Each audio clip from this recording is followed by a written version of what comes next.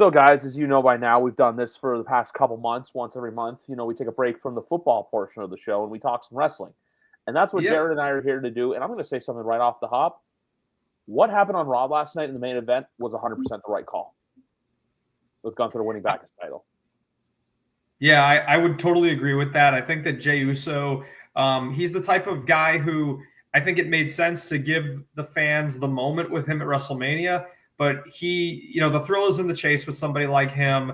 It's nice that he got the moment, but I think as a long-term champion, just the nature of like that type of character, he's supposed to come up short most of the time. When he finally won the big one, he did what nobody thought he could do. He had the moment, but I think getting the belt back on Gunther, there is so much more money in a guy like that holding the world heavyweight title. Granted, we'll probably get into it in a minute where I was actually surprised that he was the one to take it off of Jey, but I'm definitely not. This is about the time that I thought Jey would be losing the title after he won at Mania. I figured the longest this could possibly go would be SummerSlam.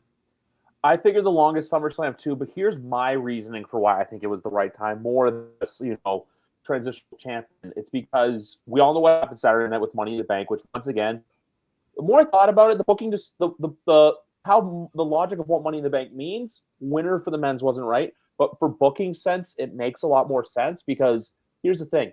If you have Seth cash in on Gunther, it doesn't kill his run. It doesn't kill any credibility. You have him cash in on Jey, I think that kind of would kill momentum for him, where it's just like, hey, I did this, and then, the typical, like what happened to Cena in 06, where it's, hey, you just survived Elimination Chamber, now Edge is coming into the ring to cash in on you, X, Y, and Z. Meanwhile, with Gunther, there's that chance now, too, especially with the King of the Ring tournament. If Braun were to win it, it just creates that tension and adds once again to what you and I have been getting into the DMs and what other wrestling fans have been talking about online, the fact that long-term story booking really, really matters more than people want to give it credit for. I would agree with that. Yeah. I mean, so I was kind of thinking about maybe why they might have made this decision earlier today. Because originally I did think coming out of Money in the Bank that Rollins cashing in on Jey was going to be the ultimate payoff to this. And now that I'm thinking about what we're hearing about Goldberg coming for his retirement match, I'm actually thinking that this might not be that long of a title reign for Gunther. I could totally see them playing this out where they do, because Saturday night's main event is part of this Super Saturday thing in Atlanta that's going head to head with All In. Yeah. So what I could see WWE doing is you're in Atlanta. You could be doing Goldberg's retirement match for the World Heavyweight title, a title that's been so synonymous with his career, against Gunther, right? Gunther beats him. We could potentially see Gunther antagonizing him after the bell. Maybe he eats another spear and jackhammer, maybe. And that's when Rollins would swoop in and steal the gold. And then you could do a proper Rollins and Gunther match as one of the SummerSlam main events. I completely agree with something of that, because here's the thing. If you had Jey Uso go through that, it doesn't feel right. And also, we know what Goldberg is capable of, and we know someone like Gunther can help carry him to there. That's why I think the match at Mania 41 was so well done, because Gunther's able to, hey, I got to do 85, 90% of the work in this match, and you do 10% of the work and get over, or you know what, you do your thing to have those spots to where people are going to remember you for the good and not the bad. Gunther can help him get there. I'm not saying Jey can't. It's just we know what Gunther is so much more capable of, to where, because if you had, and also too, it's more believable if if Gunther beats Goldberg hits him with a jackhammer, instead of if they do the retirement thing instead of a, good matches, you could be, like you said, the mockery, hits him with a jackhammer, hits him with a spear, burn it down, boom, go to the ring. You create the moment. And then on the women's side, and we're going to get into this the whole Vince stuff, but for years the women's Money in the Bank was always cashed in, next day, next night. It's not until the last two, excluding Carmella, that I feel like it's good for booking, because Tiffany, there wasn't a rush, and Naomi, there's not going to be a rush either to cash in. And also for everyone saying, oh, like Naomi, Naomi's the right person. I saw some people online saying that where it's like, look, Stephanie Vaquer, sure, she could have won it, but like, does she really need it? Naomi's one that wins it because it's a true wild card. I like that. Like, for example, like Jay winning the Royal Rumble. No one picked Jay winning the Royal Rumble going into it. It's just people with the Bianca thing, they were kind of doing it as this whole, hey, this makes sense. You can do this. That's where, because with Naomi, you can just have her flaunt that briefcase around for the next, I don't know, 6 months and then have her wait for her time because we know. I feel like it's going to be Io versus Stephanie at SummerSlam. And then I was thinking about this today. Tiffany's been really quiet since WrestleMania. Like, I feel like there hasn't been a lot there to where they need someone new for her. And Naomi's like more of a flirt than just a direct cash in, which would be funny considering Tiffany was a champion and cashed in to get her title. It'd be kind of funny if the two back-to-back champions were both because of cash-ins, you know? Right. Yeah, I think that Naomi's character, which she's demonstrated so much growth with, in the last, it really has, since she returned to WWE and during this run, I think that she made the most sense to hold the Money in the Bank as well. And like you pointed out, there's no rush for her to cash this thing in. I think that she's somebody that you want her kind of lurking in the background, mainly because I don't think that like either of the women's champions are really ready to drop the belt anytime soon. So it's kind of all about what was that? I think if anything, like, you know how sorry to cut you off, and also we're off to a really bad start because you and I are agreeing on everything here. But with Io, I feel like you give Stephanie, you get Stephanie over at SummerSlam, right? And then that's where I feel like that happens. But with Tiffany, I don't think she's losing the title anytime soon. Yeah, that could totally happen. And to the Stephanie fans, that is the type of match where Stephanie would need to win the title. Like something between her and Io where they just push each other to the limit and have this tear down, awesome wrestling match. Stephanie Vaquer is not the type of person who should be winning the title via a cheap Money in the Bank cash in. That's not who she is, and that's not why people like her. I think with Naomi, it would make more sense for her to be a little bit more sneaky and conniving. And then when she does win the title, it sets her up for Jade Cargill to come back and annihilate her. Although it's funny with that whole thing because, after that match they had at WrestleMania, it just goes to show, you can book as great of a storyline as you want, but sometimes the performance is just not there. And I think with Jade Cargill, I understand that she has presence. I get she has a great look. You look at her and you think she looks like Wonder Woman. I completely get it. But in the ring, she is really bad, and she is significantly worse, especially when you look at who is atop the women's division right now, and then you look at them bringing in Stephanie. The competition has leveled up, no pun intended. That's one of those. But I feel like I would say right now across the board, WWE's women's division is the best it has ever been in terms of in-ring skill. I think that the Charlotte, Becky, Sasha era was really good for star power and making the women matter. But I think right now, as far as the in-ring performance goes, this is the best the division has ever been top to bottom. It's also for the sense, too, the fact that you can rely on everyone to know that they're going to go out there and they're going to perform. And it's also the amount of improvements. And also, if you guys are wondering why I may sound a little bit better now, it's because actually I forgot to plug this microphone in before we started. I just remember now. So while you were talking, I was doing some behind-the-scenes work. But you have all these women, and even how everyone says, oh, there's too many titles. Stuff like the women's IC title, the women's US title, so Chelsea put that title over. The fact that you're probably going to get Becky versus Bayley at SummerSlam for the Women's Intercontinental Championship. It's that stopgate with everything else. There's one other woman, though, that I do want to talk about, and it's Julia, because I feel like a lot of, and I saw someone there was a bunch of stuff where, what was it called? One person was just like, oh, Julia, she better not turn out like Asuka. And everyone's just like, Asuka was pushed to the moon and granted every opportunity. She's a Grand Slam champion, to where the division's so loaded, it's a good thing. Not every, because I think a lot of people expect, gets called up from NXT, or even in the case of now Blake Monroe, I believe that's the name they gave her in NXT, Mariah May. Just because a woman goes to WWE or a wrestler goes there, if they go to NXT, it's not a bad thing. all the divisions need building up. And even the fact, like, I'm watching NXT in the background as we're recording this right now, and there's a lot of talent in that women's division too, to where we know that, hey, as time goes on, the talent's going to be there. It's rinse and repeat. Meanwhile, with the women's division now in WWE, they're setting up so much right now. Like, it's probably going to be Liv versus Roxanne at SummerSlam. You're going to get Becky versus Bayley.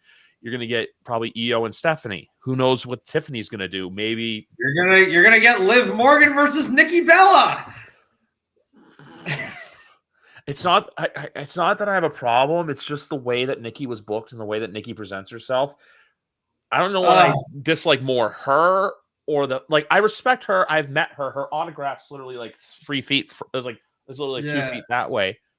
But with the Bella Twins, I respect the empire they've built for themselves and what wrestling presented to them. They are the Kardashians of pro wrestling. Their fans make them seem like they're the best thing ever. The Bella Army is one of the weirdest fan bases. It's just revisionist history, and it just goes to show that, like, sometimes when if you say somebody's name enough times, and if you see their face enough, like, the promotion of them is everywhere. And yeah, like, they were. I think that there's also this tendency of, I think, with all forms of sports and entertainment, and it's a societal thing of, like, well, just because something was from the past, that makes it better than the present. So because the Bellas were atop the women's division previously, they are now legends. Mm-hmm. And anybody who actually remembers watching back then, it's like, there was that everything they did was a bathroom break. Yep. I would say that I would say the bottom of the women's totem pole right now is better than anything the Bellas ever did during their whole run. Yep. Yeah. They wrestled in that era where it was like the women weren't given a fair shake. That's not their fault too, but at the same time as well, like I said, I respect the empire they've built for themselves, but, like, just if we don't need do Nikki and Liv at Evolution. I also like the fact too. That's how I took that as, because Nikki was out there to promote Evolution, and I mean that is part of how you give that show length and justify its existence. It's not just an all women's show. It is, you get blasts from the past, you get some, like, generational clashes. Although right now, I mean, they probably do have the roster depth to carry a whole women's card alone. You have enough championships now. You need that women's rub though on that show. You need the older women's rub on that show. Yeah, because you need something to tell people, like, all right, well, what makes this different? Why do I need to tune in? Yeah, it's that whole, hey, because if you have the Bellas there, in which I'll say this too. I remember when Evolution was first announced, a lot of people were really against it, but it ended up being a great show and producing, honestly, a very, I don't want to say underrated, but a not so talked about women's match. But it was that last woman standing with Becky and Charlotte from that show. I remember was really well done. Right. But the whole point now with Evolution is, though, I think compared to even when they first did, I think they did it like 7 years ago to say, hey, we're doing this. It's happening. But you're right. Now they're doing it because, hey, you have the talent. You have the talent pool to where, whatever matches you construct, you're going to have great moments.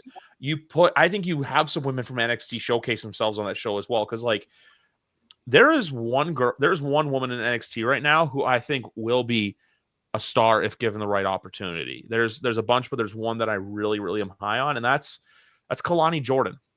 She reminds me of Bianca Belair in the sense of she has the look, she has the athleticism, and she can work. I just wanted to say in terms of the NXT women, Mariah May, Blake Monroe, her new name, the fact that she is in NXT right now is not a bad thing whatsoever. No. What we just went over, the depth of the women's division, all the things that they have going on, you have to remember too that she just signed with the company. WWE probably has months and months of stories that are booked out for a lot of their top women, and to forcibly wedge her in there, on top of the fact that I think Mariah May is great. You hurt her more than you help her. Right. It would hurt her more than she would get lost in the shuffle, especially right now. But here's the thing. She looks too much like Tiffany Stratton, to where Tiffany is the WWE Women's Champion. So if you debut a girl like Mariah May and you're not giving her a main event level push right off the rip, she's instantly going to become a background player compared to she's already going straight for the head, JC Jane, right, in NXT. And so she's already like in the mix. She's already like, she has the opportunity to be all over that show and be the top female in that division. Whereas, yeah. No, sorry about that. But like the other thing with that, the other thing with that too is just, hey, go there and prove your worth. Stephanie Vaquer did it. Julia did it. Just because you come to WWE doesn't mean you automatically have to go to the main roster. There are certain cases, yes, Penta, Rey Fenix, and obviously Cody. But you don't need every single person to go to the main roster immediately. Hell, look right now, Ethan Page, Ricky Saints, Sean Spears. They're all in NXT. Sean Spears is I don't watch too much NXT just because if I'm busy with stuff, but like I'm watching it right now because I got time, and I watch Battleground, and they really did a good job like with his little faction he's got going. It's like he's great. You have Ethan Page being, a dick. You have Ricky being like, hey, we know these guys are going to be in the main roster one day, but you have them go down to NXT, not hone their craft, but just, you're going to get that spot to where if you were to go to the main roster, you may not get it immediately right away. Because even like how I mentioned Rey Fenix, not exactly there. But then even there's like Penta too. Like Penta's not like a main event player right now, but we know one day he's more than capable of it. Maybe Iguana Man is as well. I'm sorry. I love the fact that, and I know there's so many of the AW truthers being like, only if a guy like this can get over. No, it's a fun, stupid gimmick. That's what gets over this company. You have a fun, silly little gimmick. You got to remember too that this is coming from Mexico, right? So they're in AAA. They've always had ridiculous gimmicks like this. This is not a corny WWE creation. This is something that's been going on over there for a very long time. I mean, come on, like the Psycho Clowns have always been a featured part of AAA. They are very known for outlandish costumes. They're known for these kind of like live action cartoon character type wrestlers. AAA is a very theatrical kind of production. Anyone who's watched one of their shows before knows that. In fact, I would say when New Japan Pro Wrestling was bursting on the scene and really crossing over into mainstream popularity, like last decade, it kind of sparked an interest in international wrestling. People wanted to see what else was out there. And some people, and like that particular, the format of show that you're going to get with CMLL or AAA, it's very different. The lucha style is not for everybody. And like I would say in some ways, they kind of lean more into the theatrics where if you're like a fan of like, Japanese strong style, that is the polar opposite. And, so basically for anybody, long story short, for anybody who thinks like, WWE, like, cringy, corny, a little too sports entertainment, like this stuff, it has been going on in Mexico for an extremely long time. I know. It's just the chance for some of the AEW people to be like, oh, this is over. I'm like, hey, you know what? It works. It's him doing him, and it works. It's not them saying, hey, go out there and do this. No, it's just something the crowd saw. They're like, who is this guy? And then they realize all of a sudden, hey, this guy's awesome. He has a great moveset. He can work. And you know what? He'll be one of those like fun little gimmicks you always remember, no matter where he goes in his wrestling career. The Attitude Era was chock full of stuff like that. And again, you think about the place of somebody like that on the show. Is somebody like, it's not like the fan base, something I'm saying like, oh yeah, bring Iguana Man in and make him the undisputed champion. It's like, no, he can definitely contribute in an undercard capacity and be a fun, enjoyable part of the show. That just like, like R-Truth, basically, which we'll get into him in a little bit because there's a lot to dissect over there. The only thing I'll say, right, going quickly, as I mentioned AEW, the only thing I'm going to say is with All Out, they really have a chance to switch it and I think win a lot of people back. And I just hope, like, I'm saying this to someone who hasn't watched AEW in a while, but I've been starting to keep up with the storylines and some of the stuff going on. All I have to say is they have basically the keys to the car to book the perfect show in Texas coming up in about a month. If they can do that, you're going to impress a lot of people. Like, I'll say this right now. Am I the biggest timeless Tony Storm fan of that gimmick? No, I prefer punk rock Tony Storm. Her winning against Mercedes is, I think, benefits her and the company in the long run. Because if you just load Mercedes up with titles, it ruins it and makes it like, Hoganish, where it's like, oh, she just doesn't want to lose. And then obviously with the men's side, you have the chance to finally, strap the rocket ship to I believe it's Hangman that Moxley's facing, right? Yes, Hangman and Moxley. That's the main event. You have the chance to, strap the rocket ship to him and go. You have the chance to do a bunch of other stuff, but that's all I want to say about AEW quickly. Yeah, well, with the All-In card, I've been following the product, pretty closely this year, and I did not agree at all with the booking decision to have Hangman Page beat Will Ospreay. I think Will Ospreay is AEW's cornerstone guy. I think he should be their Cody Rhodes, and they're not ready to commit to him. But that being said, a good portion of the fan base is extremely passionate about Hangman Page. So that being the case, the table is set. I think that the moment probably would have worked with either guy, but the fact remains you've chosen Hangman. This is your chance because Moxley's title reign has been a tough pill to swallow for a lot of people. He's been the champion for a very long time, and until recently, he's lacked compelling challengers, and that's why it felt like it was dragging. Although I think that the reigns become more salvageable once he started feuding with Swerve and then Joe, and then they did Anarchy in the Arena, and now they're doing Hangman. So now he's in more interesting programs. This is potentially their finish the story moment. This is potentially their Bloodline Rules moment with, you've got Death Riders. They're already teasing, will Swerve listen to Ospreay and help him and Hangman vanquish Death Riders? Is this going to be the night where we kill the Moxley title reign, we get rid of Death Riders, clean slated? I hope that's where they go. I mean, this is because to me, your first ever U.S. stadium show, you have to end it with a bang. You have to show people that they can get a WrestleMania type of experience from your show as well. The advanced ticket sales for this show right now, it's kind of iffy. They're hoping to get in the 20K range. This stadium, we know it's the Rangers ballpark. It holds a max of about 40K. So I think most people know they're not going to get close to that, but hopefully they're able to get a good walk up, and hopefully they're able to knock no pun and stake their claim, generate interest in the product going forward. Because honestly, I think anybody who's a fan of AEW knows that, we want to see them get back to running bigger buildings and having that demand and that buzz that they had a few years back. They're doing well. The product is good right now. I think that they're having a pretty good year, all things considered. But I would like to see them get back to the level that they were at back around 2019. That's why I'm saying this, because I think eventually you can give Ospreay his moment. That can come. That can wait.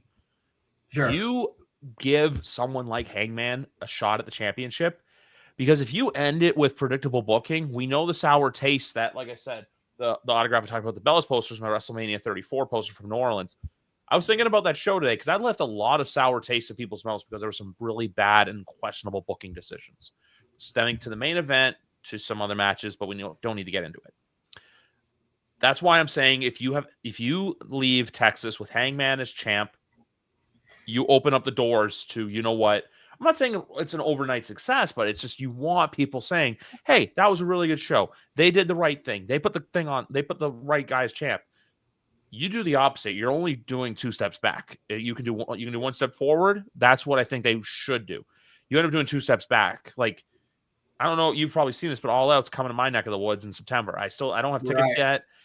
Last I checked, I think they've done about 7,000 or 8,000 when Forbidden Door was sold out. Forbidden Door sold out really quickly, and we got our tickets immediately. Still don't have our tickets for All Out, so I think even if you do that, you know what, you boost ticket sales for that. The fact too that, I know everyone likes to make fun of, they do half empty buildings with only 1 floor.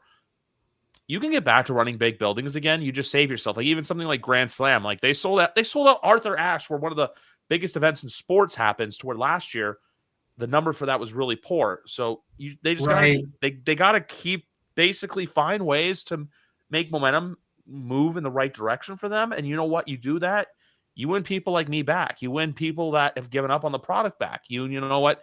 You make people interested and invested. It's kind of like when people were out on WWE, but then they go to watch the product and like, oh, this person's champ. Oh, this is going on. Let's watch. So now it's like, hey, Hangman got the strap. Let's see where this goes. So that's what I hope they do. I just think Tony needs to realize that, like, not that it's life or death, but if your first stadium show in the United States in North America is not a success, because, and I'm not saying this to be rude, but I feel like selling out Wembley is like shooting fish in a barrel, where you know what, you bring any demand for UK wrestling is, I mean, it's pretty evident, right? I mean, if you're able to get, it was 80K the first year, or at least 70K the first year, and I think at least 40K last year.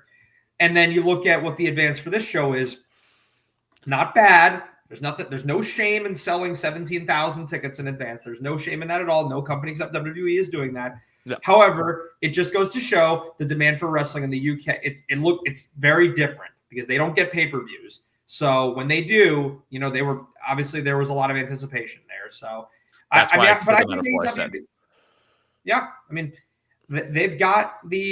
they have all the tools, right? I mean, they got the platform, they got the money behind it, they have the roster. I just think that they need to, just focus on killing it at this show, giving people, again, I think that they need to think WrestleMania type of experience. And when I say that, I mean big moments, big payoffs. You're going to get the great matches. The great matches are going to happen. The format of AEW shows makes it impossible for them to have a bad show from an in-ring perspective. The roster's too good, and Tony Khan lets them go out there with the gloves off.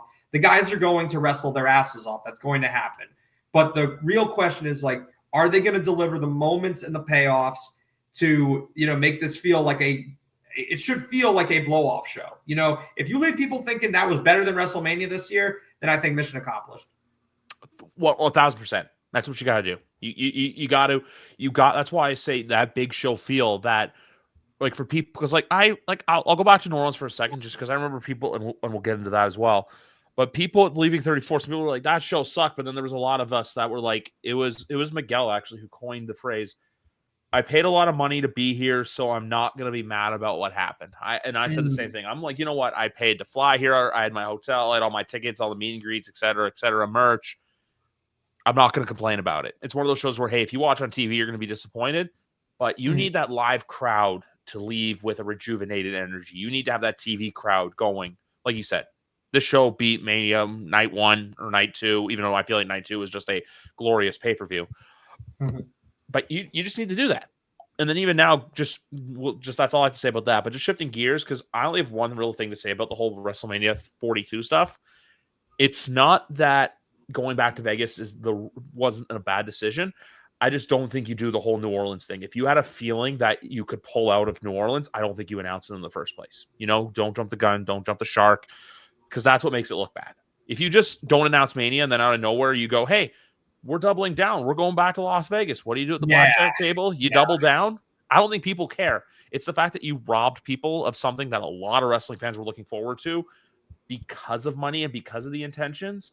That's why it's bothersome. Because you had The Rock come out on SmackDown in New Orleans. Because you had him go, we're bringing this back. Instead, now it's just, hey, we're going to bring Mania back. We don't know when. Because one other thing, too, I want to point out, people forget about this. The city of Indianapolis is owed to WrestleMania as well. They signed an agreement for a Royal Rumble, which happened this year. They signed an agreement. That's right. Pat McAfee announced it. It was like, WWE in Indiana. Don't miss WWE in Indianapolis. Yeah, and they signed that. While Indianapolis isn't really the most glorious tourist destination in April, you know what? I'd rather see them, give them a little love compared to doing Vegas back-to-back, especially after the promise to New Orleans and then ripping it away. I think that that's just really not cool to the city, to everybody who was already making initial plans to be down there. And then you're telling on yourself that you did it for a financial reason. And like you said, it's not so bad if you don't announce it in the first place, but the fact that you announce it and then you pull it back, it makes it seem like they're going back to Vegas out of convenience, and probably the TKO group is very obviously plugged in with the local Vegas community and what resorts are benefiting in what way from an event like WrestleMania coming to town. And it's to be expected that with that ownership, that Vegas is going to be a bit of a hub for them. Mm-hmm. But it's kind of disappointing. I'm not going to lie. I was having this conversation earlier today. It's disappointing because WWE is the biggest pro wrestling promotion in the world. They've been the biggest wrestling promotion in the world forever. And if you're somebody who is a long-term wrestling fan, you know that Las Vegas, Las Vegas, not exactly synonymous with pro wrestling as far as being like an iconic pro wrestling market. So if there was any place that you would every year, like if it's a Chicago, if it's a New York, if it's in LA, it makes a little bit more sense. Boston. Las Vegas. Boston. Yep. Boston, Philadelphia. And it's not to say that Vegas isn't a super huge city with a lot going on. It's a touristy town. It's very expensive to travel there, especially nowadays. And I think that this year, if you looked at Mania, right, it's one of the smallest stadiums in the NFL, and I think a lot of people found themselves priced out of the building.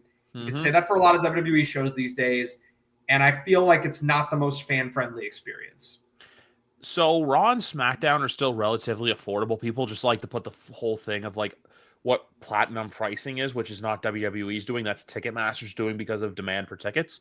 As like all the prices have gone up. But like once I went to SmackDown when they were here for Elimination Chamber, my ticket was $150, and I was in the 100 level with a really good seat to just like center view of the ring. But then Elimination Chamber comes around, and my ticket for the Chamber was $520, and I wasn't even on the floor. That was a bit of a problem. Like, not that I did not mind paying it, but it was just, it was a bit of a tough pill to swallow when I had to explain to my lovely person that, hey, I just spent this much money on it. She was just like, what the fuck, Griff? But no, in essence, it's doing it for financial gain, but they have to understand that you can't get away with this all the time. Where they were saying we want to make this a regular destination because eventually people are going to stop coming. You're going to have your diehards that travel, but you're going to lose a lot of your North American base. You're going to lose a lot of people that like, A, don't want to go to Vegas every year. B, going to Vegas every year is expensive. And C, not to get political or anything, but there's a lot of people from Canada right now, and Vegas has said this, that they rely on Canadians coming down for tourism, and it hurts too. But then even another city I have in mind, and I've been saying this for a while, Tampa Bay deserves another one because they got gypped twice. They like New Orleans got screwed. They 2 times in a row, and they got a third of a WrestleMania in terms of the crowd. I did actually. That's the last Mania that I've attended in person, and it was. I think at the time it was. Thank goodness we can get out of the house and go do something. But it was weird. Like we weren't all the way back yet, and it still did have a Twilight Zone feel to it. So, it kind of felt like, all right, well, like, how can we logistically make something work? But it wasn't really WrestleMania. So no. I think Tampa is owed to make good as well. They're just owed it because, too, here's the thing. Like, I was there in Tampa literally. I was literally there like 3 months ago. It's a great city. And also, like, I was sitting in the terminal waiting to fly out, and you can see Raymond James Stadium from the airport. It's very close. Like, it's one of those things where it seems like a very good city to get around. I started guilty as charged. I stayed in Dunedin. I didn't stay in Tampa, but still, you have that. You have Tampa Clearwater right there. I think the fact, too, they just had that successful run where you had NXT, you had Saturday Night's Main Event, and you had Monday Night Raw. I think that's a little bit of a test. I think when they do stuff like that, I think it's WWE just putting their feet in the water to see, hey, can we do this? It's kind of like Toronto, where they had the Money in the Bank weekend last year, and then they had the Elimination Chamber weekend because they had the meet and greet stuff, but they also had SmackDown, which was, I think, about 85% sold out. It was like, I think 13,000 is the thing. I think they got about 10,000 people in the building for SmackDown. And then Chamber did, and don't get me started on the whole, it's only this. They could fill 40,000 for baseball. They did about 34,000 for Chamber.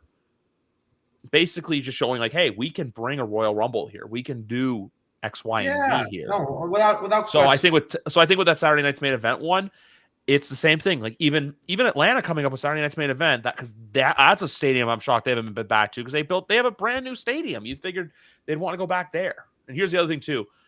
The West Coast Mania time thing, I don't think is always going to last. So I think, if anything, too, if you do Vegas where it's like, you do these two, and then if you go back there in like 6 or 7 years, then I think it works better. But for right now, just accept it for what it is, and just know that the blueprint's probably going to be very similar. The one thing that pisses me off about it more than anything is the fact of when they're doing it, because this year I had a problem when I had to watch NHL playoffs and WrestleMania at the same time. Not a fan of that. Move it up a week. Do it with the Masters. Let people care about the Masters. I'm like one of only few wrestling fans who care about the Masters. We're once again doing it in late April. Mm-hmm. So you're gonna have to build that pisses people off because it feels slow. Yeah, and I think you saw it this year too, because when you could feel like with the Gunther and Jey Uso program, especially, like just the redundancy of it, and like you just had all these weeks of TV that felt like they were dead air, killing time. Like we know the angles, and the more that you talk about it, it's almost like, diluting it, because I've seen the guys in the ring with each other too many times, and it's just kind of like okay, can we get to the show already? And I think that that's why. I mean, when you have the Rumble's in January, right? So the Rumble's in January. And then with this being end of April at this point, it's almost half the year is Mania season. Yep. And it's stretching it a little thin. Especially, I mean, I guess maybe you are going to do it, push Elimination Chamber back a little bit. Maybe do that more early March instead of mid-February. Maybe that's a solution. I wish that they would go back to the last weekend of March or first weekend of April, though. I think that's the way to go.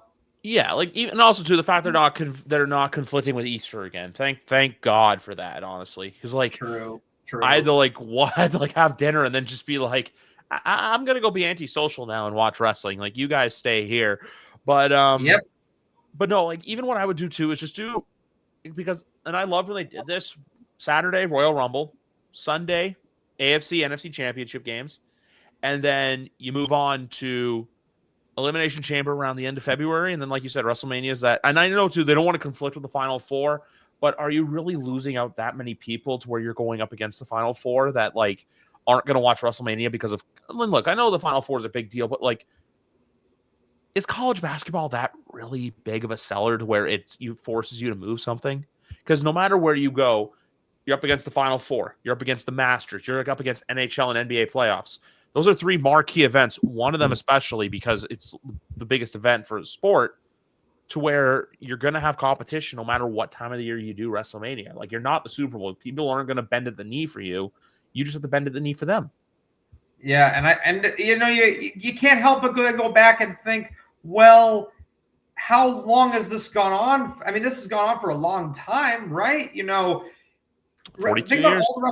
all the WrestleManias over the years. This was all of a sudden now this is a concern. You guys have always done first week of April. That's definitely going head to head with Final Four. How many Monday Night Raw? Sorry to cut you off, but I just want to say one more thing. You know how many Monday Night Raws I've walked out of and realized that, oh, hey, the Final Four champion's about to be crowned? The number's pretty high. Yeah, of course.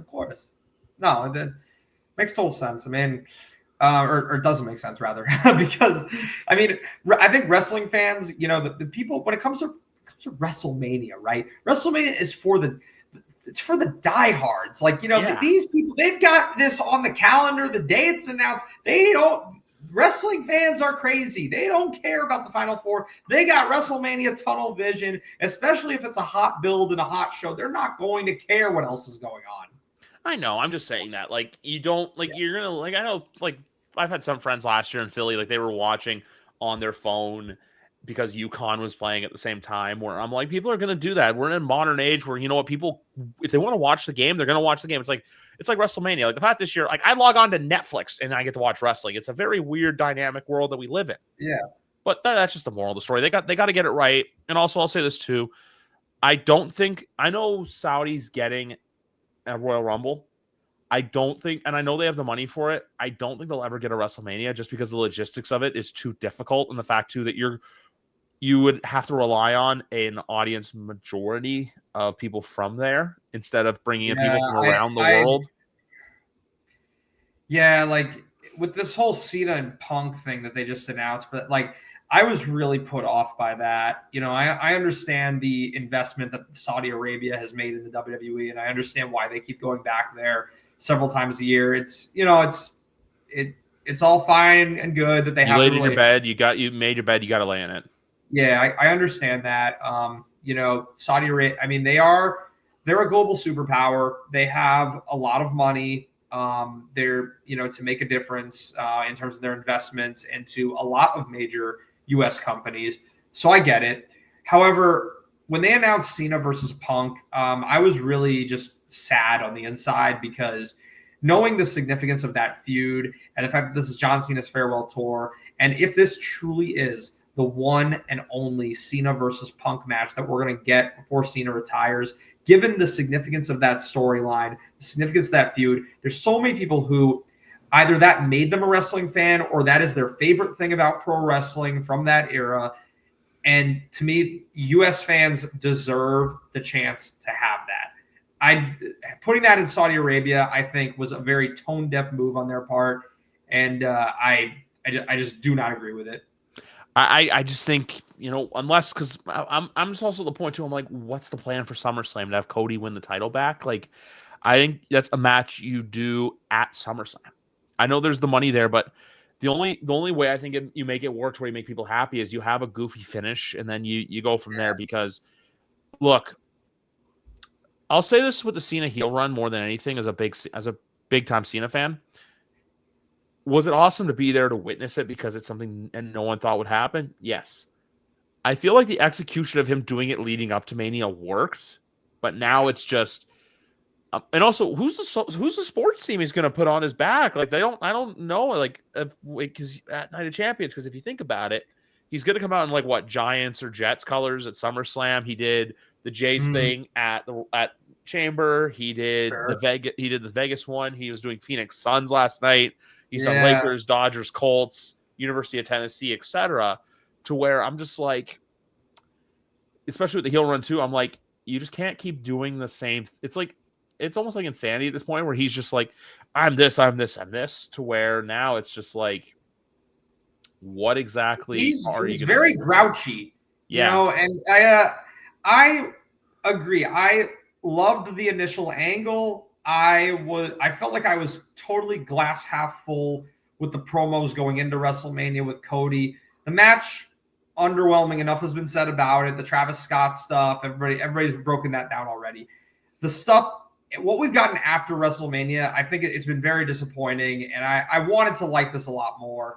I just think the material hasn't been very good, and I think that the fact that we aren't seeing any kind of a character transformation from him, and instead it's like the character is that he is a shell of his former self. And that is just sad. It's not entertaining. And it also makes you question, you know, in the kayfabe sense, okay, you know, you came back to pro wrestling to win this championship because this is important to you.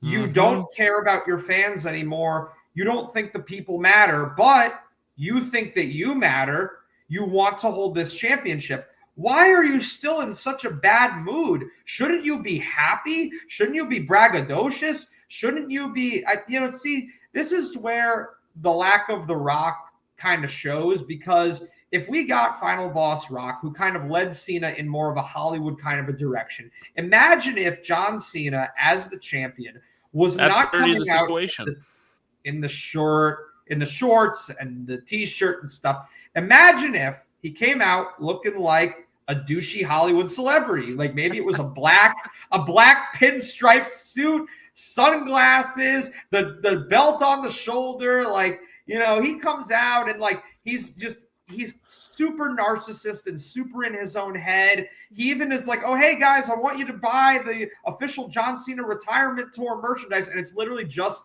a black t-shirt with plain white lettering saying John Cena fair, like his Titantron, right?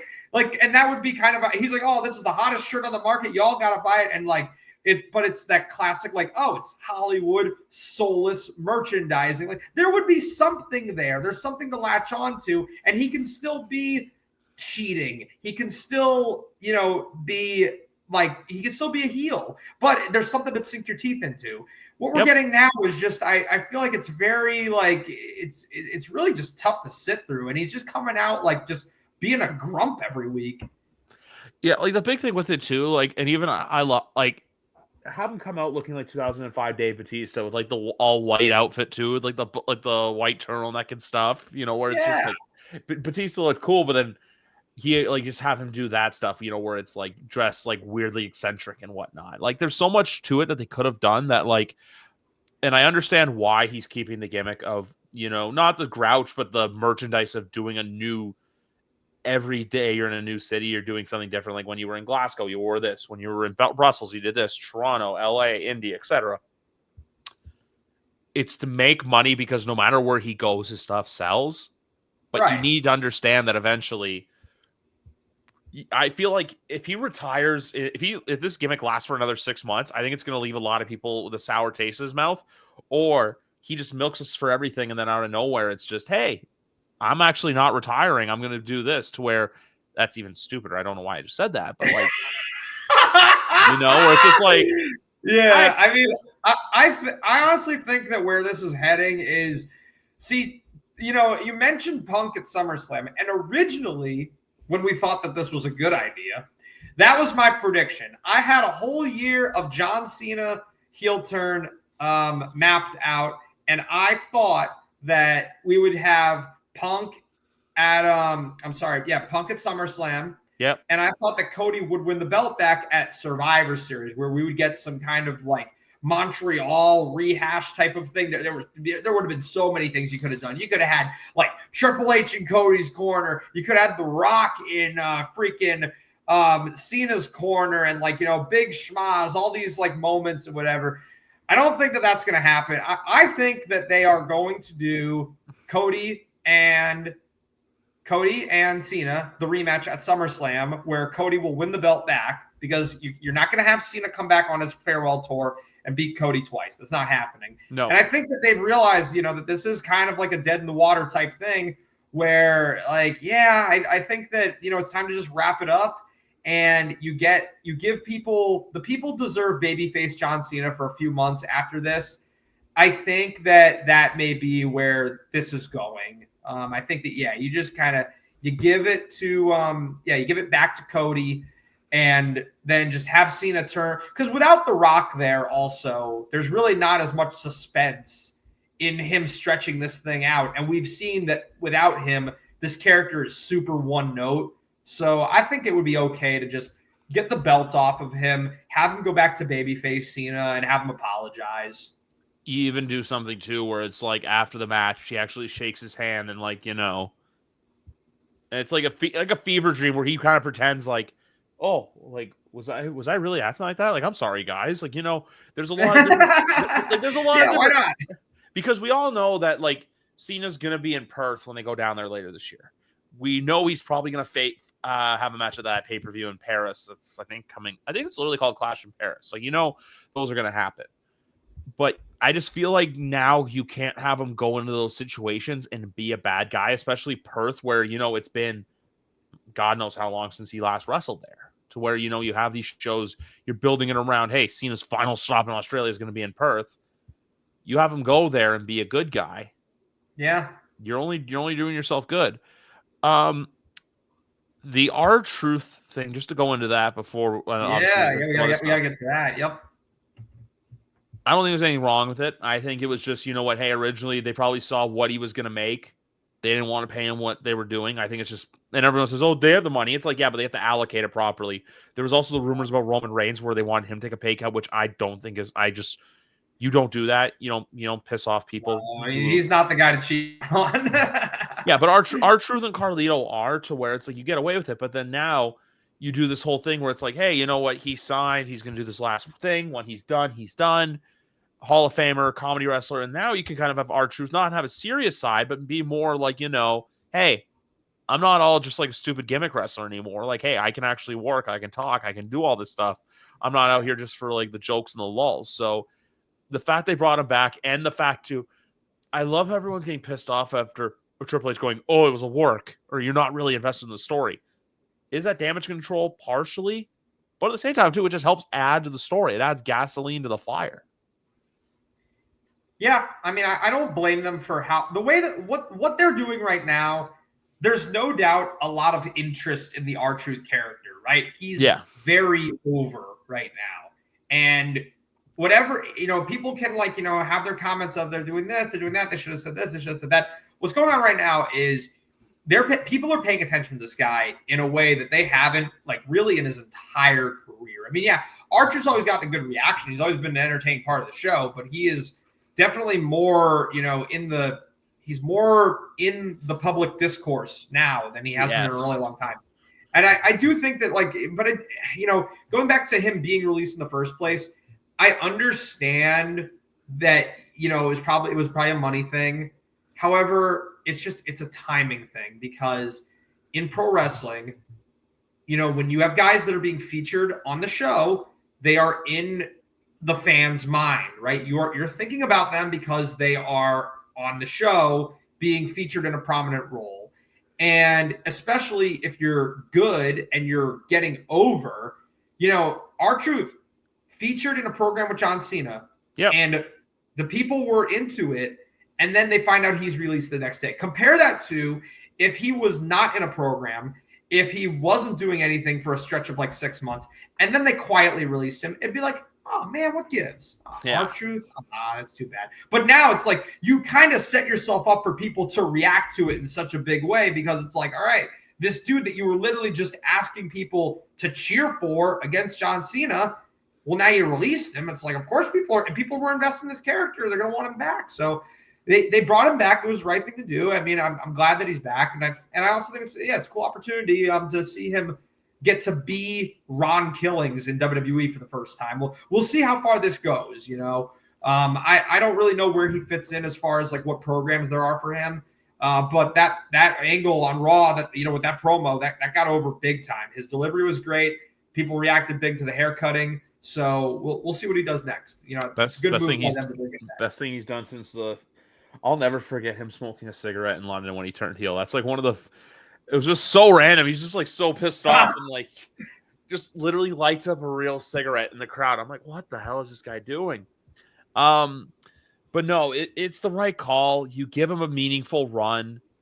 And also for everyone out there, when it was the Miz deleted all his stuff, I'm like, Miz has been with the company for 20 years. He's not going anywhere. I don't know with people realize that. It's the whole LA Knight fiasco stuff where everyone's like, oh, he doesn't get a fair shake. He's always when there's certain guys that are always you're right. If R-Truth wasn't featured and stuff, it's different. How you have the LA Knight stuff, you have this, you have we're saying Stephanie Faker. Just because people aren't winning immediately right now doesn't mean they're being featured. As long as you're on TV, that means you're a valuable asset to the company. Yep. They viewed R-Truth eventually as valuable because the fans showed them, hey, he's valuable. We got to find a way to bring him back. LA Knight got over on his own, valuable to the company. We're going to have his back. Jey Uso, it's the exact same thing. To where there's a lot of this stuff with, the whole Vince tribalism where everyone's like, oh, this wouldn't happen under here. But no, there's also a lot of, I don't think people really realize how bad or in the mud the Fed was 10 to 15 years ago. There was times where they basically would do all their stuff leading up to WrestleMania. And then after WrestleMania, they stopped giving a shit. Now, absolutely, you don't get that anymore. I think the biggest shift in the product is that back then in that era, anybody who is Vince would never let this happen. Vince would never do this. If you ask anybody, they will tell you, Vince McMahon's style of running WWE was pretty much what he wanted to do. It was his vision. There were so many things that were like, well, why are we doing this? Why are we doing that? Well, because Vince wants to. Why are the War Raiders called up from NXT and called the Viking Experience? Well, because Vince likes Vikings. Things like that, right? Where there's so many things, and also in that era, right? Early 2010s, I'd say late 2000s, early 2010s, so many instances of straight up bad wrestlers who weren't over getting pushed. This happened over and over and over again. You had main event programs that did not get reactions because they were pushing guys who weren't over. And that is not happening today at all. You're not getting these people in the top of the card who straight up cannot deliver, they're not getting any reaction out there. The gimmick isn't clicking. Match, you're hearing crickets. That's just not a thing these days. So I think that to make a statement like that, it's definitely very misplaced, and it's not reflecting reality. I mean, listen, I understand that Vince had an eye for things, and he gave people a lot of moments. And I think that I'm just speaking to his career right now. I'm just speaking to his tenure running WWE. His contributions to the business can't be ignored. I think he did a lot of amazing things and told a lot of amazing stories. But let's not forget, that people were awfully critical of Vince McMahon's WWE. Long before they were critical of TKO. So I think that's very much worth pointing out. I think everyone just thinks that it's like, oh, it's a corporate shill. It's this, it's this, it's this. Do people not remember Roman Reigns getting dog food poured on him in 2019 on SmackDown? Do people not remember dumb gimmicks like the one I saw? Eugene in the bouncy castle as manager, the one with him and Triple H, I think in 2004. And even like that too, pouring poop on people. The weirdness. Triple H raping a corpse. Yeah, fucking what's yeah. Oh my god. Katie Vick, man. Katie Vick. Big Show's the Big Show's funeral with Boss Man. There's just so much stuff. Yeah. But also too, it's like the fact, and also if everyone say it's like, oh, the Roman be here often more. Brock would be here. Is Brock's career going to be remembered for good? I don't know, just because he was involved in some stuff. He was a very selfless performer. Is he a bit of a piece of shit as well? Yes. But WWE doesn't need him. He's been gone for almost 2 years, and no one's clamoring, we need Brock, we need Brock. The product's fine without him too, because remember, when Vince was around, people like Brock Lesnar were getting longer. Brock held the title for a year and a half. Despite only showing up on so many of the shows. And they actually gave the belt to him repeatedly over that time. During 2014 to what was it? Probably 2022. He was champion a bunch of times. He beat the shit out of John Cena to win it the one time. Yep. He beat Goldberg at WrestleMania. Yep. He beat Roman in WrestleMania, which no one wanted to see happen, even though it did happen. Yep. He beat Kofi in 8 seconds. Don't get me started. See, that's why I was talking about my They the titles between Brock and Roman over and over so that they could do Roman. They took one title off of Brock to Brock loses one title and then wins it back, and then so he could face Roman, and it was champion versus champion at in Dallas that one year. Yeah, I think that was the end of Brock Lesnar as champion. Yeah, that one too was what was it? What happened? Brock lost his title, literally won the Royal Rumble, won his title back 3 weeks later to do all this. Yeah. This just proves our point that guys, if you want to know how really bad it was as a fan, go watch the product from 2011, 2012, 2013. There were some very lean years. Part of me thinks that they only got by those years because of Cena Rock. Cena Rock was a huge carrying stone to that time frame. Triple H and The Undertaker as well, because there were some just absolute banger matches. Did he contribute a lot to the business? Yes. But towards the end of it, it was just, hey, I'm going to do what I want because I think it's good and I think it's great, even though there's a lot of wrestlers out there. TKO is not controlling creative. TKO is not booking the shows. They're just making decisions because they want to make the company money. Triple H is booking the shows. Triple H is in charge of creative. So just shut up, enjoy the product, and know that it once was really bad and not watchable to where, like I said, I feel like WWE had phases where it was from basically knew from Christmas until WrestleMania, they went as hard as they could because they knew they wanted to get people in. From April to basically the end of June, it was kind of like, we don't really care what we do. And then from July, August, they were like, okay, we got to buckle in for SummerSlam. And then after SummerSlam, when football came, especially when football comes back, they try really hard for that first episode. Then they really stop trying throughout the football season. Sure. And then Survivor Series, they ramp it back up, and then it quiets down. And then, like I said, it's just a never-ending cycle to where now, this, like in June right now, you're getting very intense buy-in for people for, and I know Money in the Bank's a big show, but like something like a Backlash, Money in the Bank, Night of Champions, you have boom, boom, boom, boom. Before you know it, we're gonna be at SummerSlam season because it's gonna be hot outside and people are gonna be packing in MetLife for 2 nights. So I think the product's better than it ever has been, and the level of wrestling we get everywhere. And I'm gonna throw TNA in there as well because even though look, are they performing in a lot of people in front of people? No, but they're delivering a solid product, and that's all you can ask for right now. You're getting great wrestling no matter what day, what network, they're what definitely promo. added to the marketplace, and they're able to exist. Gas on the fire. Yeah. More wrestling is better. There's no wrestling fan should be complaining about more wrestling. You have more avenues and outlets than ever before to watch it, to fill any niche and any little, thing that you want for wrestling. You want to watch WWE? Hey, go ahead. You want to watch AEW? Hey, go ahead. You want to watch TNA? Go ahead. You want to watch ACW? Go right ahead. You want to watch NEW? Go right ahead. 100%. Couldn't have said better myself. I mean, that's the thing. The content accessibility, it is all out there. There's a lot of wrestling out there to enjoy.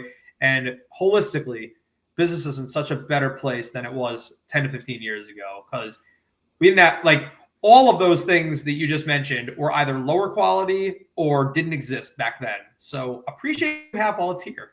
Yeah. You can't stop painting positives as negatives. You have to look at everything glass half full, because when you do that, you realize, hey, the product is better than it ever has been before. They're having some Evolution elimination matches next week on NXT. So I guess they're gonna have the women's championship be defended at Evolution, which is awesome as well to see. Yeah, no, absolutely. I mean, and I also, like, on this glass half full note, I really just want to add in that I think the beautiful thing about WWE's presentation is that a couple things. Number one, their roster is more loaded now than it's ever been in the history of this company in terms of just like the talent that they are working with. It is as deep as it gets. And secondly, even though not every one of their angles may be resonating with everybody at any given time, when they are getting something right, it doesn't take much to get people hooked. The second that, like, look at Money in the Bank, for example. That Jacob Fatu turn on Solo Sikoa was done beautifully. And people are looking at Jacob as somebody that they're really, all of a sudden now, really, really excited about getting elevated up the card. People like a Braun Breaker, getting aligned with Heyman and Rollins, looking at him where now people are now like, wow, yeah, they need to start pushing this guy. Like, I really want to see him, like, ascend to the main event scene. Like, it doesn't get much to get people talking, because I think everybody knows who's a fan of wrestling that when WWE does get it right, they get it right like no one else. There's nothing better than when they get it right. Like, even to another thing about long-term booking is the little things they have been doing with the build Finn versus Dom for SummerSlam. They have been doing it perfectly, where it's, but I can't agree with you on that statement more, where when they get something right, there's not a better feeling than that. There's simply not. Like, even I'll say this right now, Jacob Fatu is someone who is going to be a star. You can build around him, and even to the whole, I hate you, Solo. Like, it's just, people, it's like, oh, it could be corny. No, it's perfect. Yeah. Because I love you, Solo is another line that, like, was just so good. But you know what? Man, you can't say anything bad about Fatu. And one day, Zilly Fatu is going to be here as well. Umaga's kid. Yeah. No doubt. I think that, you look at your Jacobs, your Braun Breakers. I mean, like, that could be a future Mania main event right there. I mean, they got something special with those guys. So that's all we can really ask for is, hey, that, in a few years, like, as it transitions from like one era to another era, and I don't think there's really eras. I think it's just more when guys are starting to Because you got to remember too, Rollins has been with the company for almost in the main roster for almost 15 years. He's been here since 2012. Yeah, it's hard to I mean, guys like him, Cody, KO, unfortunately with his injury, his future is very much up in the air. Sami Zayn, that's a guy who he's about 40-ish by now, I think, and yeah, I mean, it's hard to believe that all these guys have been starting watching on the indies in around late 2000s maybe, or on television around that time, depending on who it is. The fact that it's now 2025 and you're like, well, I mean, it's amazing that they're still here and a lot of them are still kicking ass and doing great. But you got to figure that, yeah, I mean, it is time to kind of think about the next crop of dudes. And, because we have been kind of, it's been a pretty lengthy run for, that era of guys, dudes that were born, in the, I'd say like late 70s to early 80s. And, now those guys are hitting their mid 40s. We got to start thinking about the 90s kids.